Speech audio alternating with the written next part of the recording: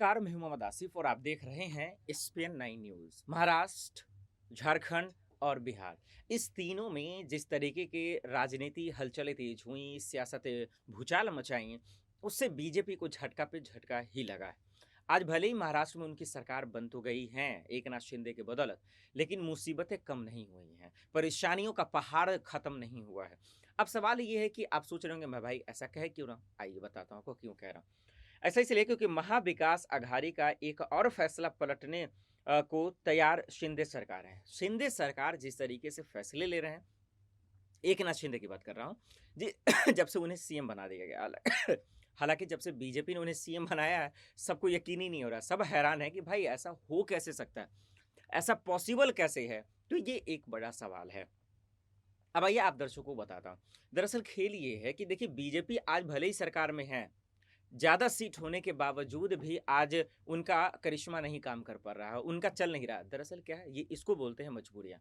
मजबूरियाँ ये कि 2019 में हुआ ये कि शिवसेना और बीजेपी एक थी, लेकिन उद्धव ठाकरे अध्यक्ष थे शिवसेना के। उन्होंने बगावती तौर अपना लिया, कहा भाई हम सीएम तो हम ही बनेंगे, लेकिन ये बीजेपी को मंजूर ना था। उसके बाद शिवसेना अलग हो गई, एनसीपी और कांग्रेस के साथ मिलकर वो सरकार बना ली। उसके बाद हम आपने देखा कि किस तरीके से जो है उसके बाद सरकार गिर गई। एक नाथ शिंदे साहब जो है चले आए भाई साहब बीजेपी के साथ, खूब ऐश की 40 विधायकों के साथ। और अब जो है जब सीएम बनने के बाद उनके एक अलग तेवर आ रहे हैं। बीएमसी के चुनाव भी हैं और बीएमसी चुनाव को लेकर भी अपने अपने गढ़ को लेकर जो है लड़ाइयाँ शुरू हो गई हैं।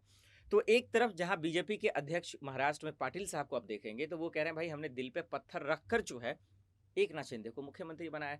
इसी से साफ जाहिर हो जाता है कि राजनीति में लंबे सफर तक एक नाथ शिंदे नहीं है।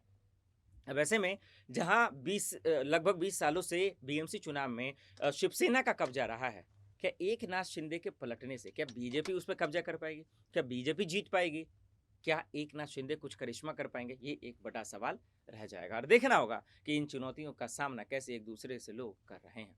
चलिए आज के लिए इतना ही, मुझे दीजिए इजाजत और आप देखते रहे एसपीएन न्यूज। नमस्कार।